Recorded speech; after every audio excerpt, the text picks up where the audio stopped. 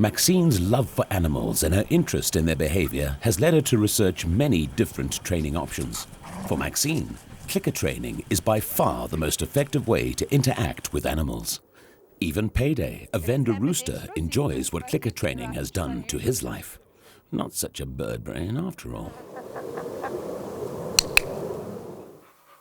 Karma the boxer is practicing to become a famous TV star. And Jasmine, the fat blind pig, believes that clicker training has helped her to see the light. In their natural environment, animals learn by operant conditioning, of which clicker training is an offshoot. In operant conditioning, the animal controls the training process, and the trainer marks and rewards the desired response. A clicker is used to mark a behavior and is combined with something that the animal likes. Throughout the world, clicker training has been increasing in popularity. In events such as the Agility World Championships, clicker training has increased the accuracy of performance. The South African team recently won this prestigious event. Members of the team attributed their success to clicker training.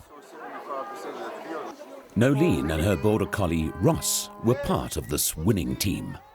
What training methods have you used with Ross? A friend of mine introduced me to clicker. The understanding that I have personally is that the dog figures something out for himself. So if he can figure out that I must touch that point, he's going to make his contacts. And from there, I just used it further to speed him up through the poles. He knew what clicker meant, and it was a positive reinforcement. The faster I do it, the faster I learn. He was using his own mind. He was thinking. And I think from that he became a positive dog. He enjoyed what he was doing. I told him that it was a language between us. I could communicate with him. I could tell him that this is what I want you to do, and he said, okay, well, tell me and I'll do it. And the clicker really helped him with that. In clicker training, the sound of the plastic clicker is used to mark a specific behavior that will be rewarded. The reward can be anything the animal likes and does not necessarily have to be food. Behaviors that are rewarded are made much stronger and will occur more frequently. Hey, Bonnie, you want to walk? Michelle is a final year veterinary student and uses clicker training to get Bonnie, her Burmese cat, to do some new tricks.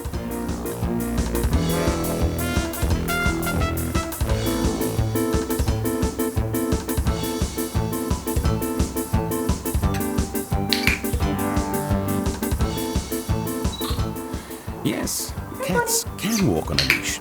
Well, that's if they want to.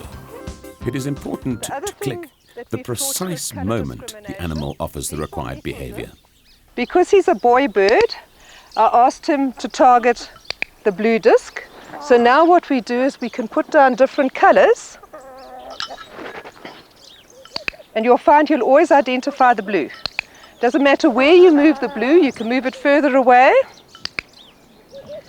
You can move it to the other side to prove that it's not the first one he's going to. I'm going to ask for 3 now because he took a chance with me there. So he's got to tap it 3 times before he gets the treat. Remember, he's had like maybe 4 lessons on this. In clicker training, the animal is in control or operant, allowing it to choose to interact with the trainer. Okay, he's a vendor rooster, sub-adult. This is what we were teaching him to do the other day, is lie down. So he's offering his lie down. Dead chicken. Can you hear I'm clicking and treating a lot? He's still offering the behavior, which is incredibly trusting for he's really a wild animal. I've only had him a couple of weeks. And for him to do this for me is really quite something. So I'm using a very high rate of reinforcement here. I'm clicking and treating several times within each second to keep him there, to let him know that that's what I want. Now if I move away... How about you go? Jenny cares for and clicker trains many unwanted animals. Here, she and Maxine are working with Dolphin, a 17.3 hands high thoroughbred. Dolphin absolutely hated fly spray, but thanks to clicker training, he's come to accept it and even seems to enjoy it. Dolphin was a a champion eventer who belonged to a friend of mine, and unfortunately he ended up with a compromised immune system and a very bad cardiovascular system because he had an incorrect injection and one of his veins blew. And he was at Onderstepoort for some time, and they managed to save his life and pull him through. But my friend realized after having him home for some time that he was never going to be able to event again. And in fact, he tires so easily he can't even do show jumping. He can do a little bit of light dressage, and he loves going on an outride. And the real challenge for me was to take this horse that had had a very full life and who enjoyed going to shows and enjoyed the people attention, and to take him, instead of just abandoning him in a field and letting him grow old, because he's not old, he's only 11, just to find some way of stimulating him and giving him a source of enjoyment in his life again. And clicker training's really made a big difference to him as well. Most horses absolutely hate this, and it's turned what was an unpleasant experience into a game. Animals that are clicker trained adapt well to new and potentially stressful environments, such as this shopping centre, where there are lots of strange noises and people around. Any other questions? Last chance. They've got a whole host of things organized for you today.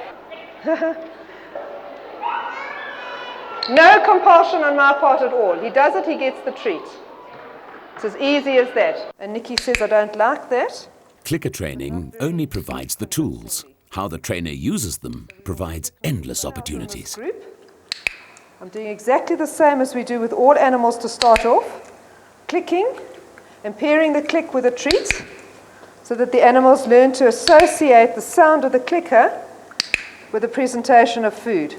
At this stage, they're not being taught a behavior at all. We're just making an association of the sound and the treat. These animals were all wild bred, but have all lived in family situations. And we have a bit of posturing and play acting here, trying to sort out who's who in the zoo, if you'll forgive the pun, and who's entitled to get these treats. I'm using peanuts and raisins. This is a young male. His name's Nicky. He's about 5 years old.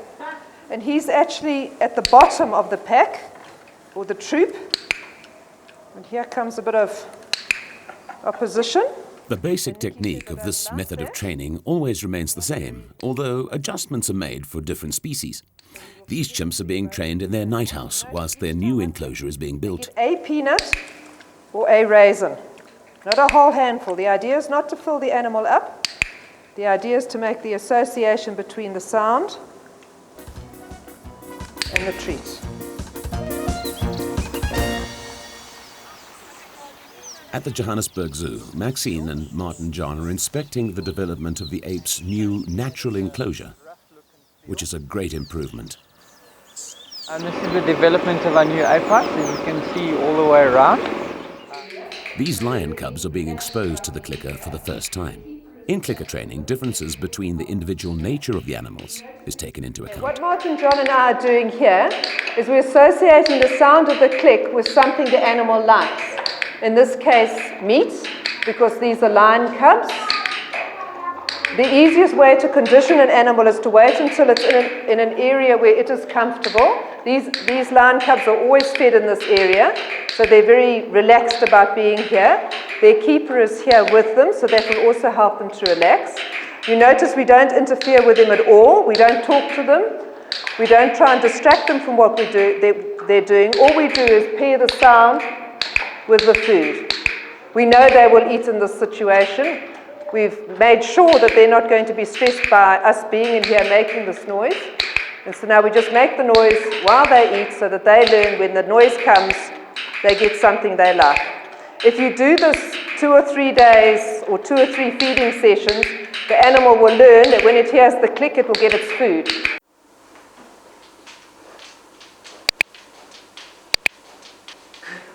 The training of an animal varies according to its environment.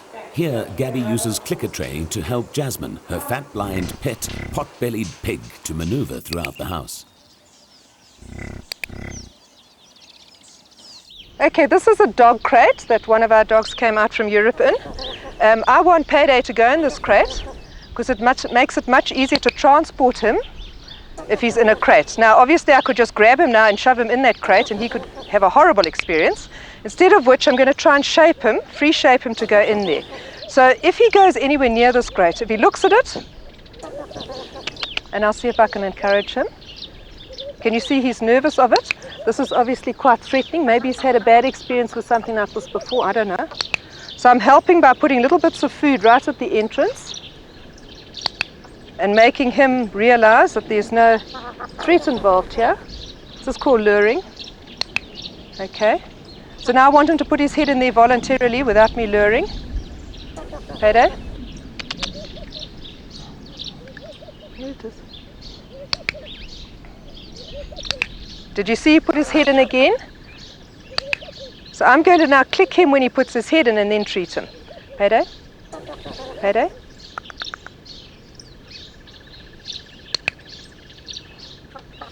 And with clicker training, we reward tiny steps towards our mark. We don't expect the full behavior instantly. Did you see he put his head in there and I missed it? I didn't click him.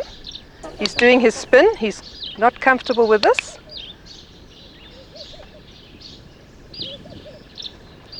Oh! Cheeky thing stole all my food. Any animal can be taught specific behaviors to assist their handler or owner with routine situations. Maybe Payday will tour the world one day, so getting voluntarily into his crate will prevent a lot of stress. You see, I'm clicking but not treating.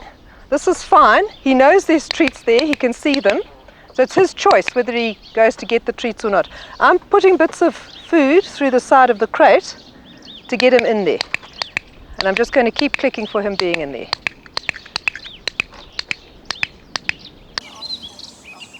Helen is involved in clicker training with her adult dogs.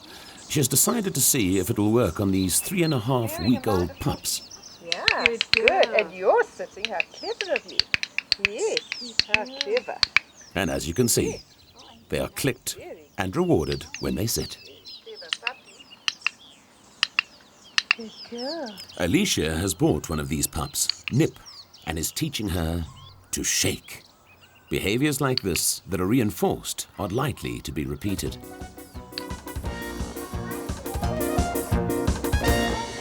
In clicker training, the sound of the clicker marks the precise moment of the correct behavior and makes it much easier for the animal to understand what behavior is required. Okay, this is Luanda, 25-year-old male brown bear. He's been in captivity all his life. We're using clicker training here to get some behaviors so that he doesn't have to be anesthetized or drugged in order to be examined. He is now reliably opening his mouth on cue. When I lift my index finger, he opens his mouth so we can look at his teeth. This form of training, even though we use it as animal husbandry in order to be able to interact with the animal on a medical basis, we also use it to get them to use their minds a bit, because as you can imagine, it's quite boring being in here. So if we can get them to think and to solve problems, so much the better. The clicker trainer's mantra is any animal can be taught to do anything it is physically and mentally capable of doing. Lummy, the African elephant, seems to agree. No animal is too young or too old to be trained with clicker training. This is another of the Australian cattle dog pups that was exposed to clicker training at the moment his ears opened at about 3.5 weeks old. Here, at 2 months old, he shows that he has already grasped the concept of operant conditioning. This will give him a huge advantage in later life. Oops. Good boy. Look. Away! Wait there. Go right. Wait there. Hey. On the other hand, Tanika is a 10-year-old Malinois and loves working. Because she's clicker trained, she is very relaxed and loves interacting with Maxine. Okay, I believe you've been having a problem getting a halter on, Sally. Yeah? With this method of training, animals cannot be physically, mentally or psychologically harmed. Showing the donkey that this halter is not an aversive, it's not a horrible thing, and allowing the donkey, Sally, to interact with it as she wants. She's now got such a positive reaction to it that I think if she sees me and she sees the halter, she will probably come towards me and want to interact. Okay, this animal was fearful about halters, as we said earlier on. So now I want to show you that she will now voluntarily, in just a matter of a few minutes, come up of her own volition, shove her head into the halter. Let me get it right for you. There we go. Have the halter on. Okay, this halter is too small for her, so we cannot put it on as we would with a normal halter. She will also allow it to be placed over her head. Come. Good girl. You're going to stick your nose in again? Yeah. Here's the hole. Here's the hole. Yeah. And sometimes we make it easier. We don't ask her to put her nose right in. Sometimes we just show we've got food. You see coming up over the eye is frightening her. What's this? Not so awful. Yes, that was good. You didn't back off. She's getting clicks for staying with me when this horrible halter thing is going near her. There we go. What a girl. What a girl. And you see there, she did it without me clicking because I actually fumbled the clicker. You can always feed without clicking, but you may never click without feeding. Quoth the chorus. Absolutely. And there we are, two happy donkeys who have got good quality of life, both of whom should have been dead when they were young. Yep. One who's severely physically compromised. Both enjoying life to the full, and I think giving you a lot of pleasure, Jenny. Charlene has been using clicker training for many years. Here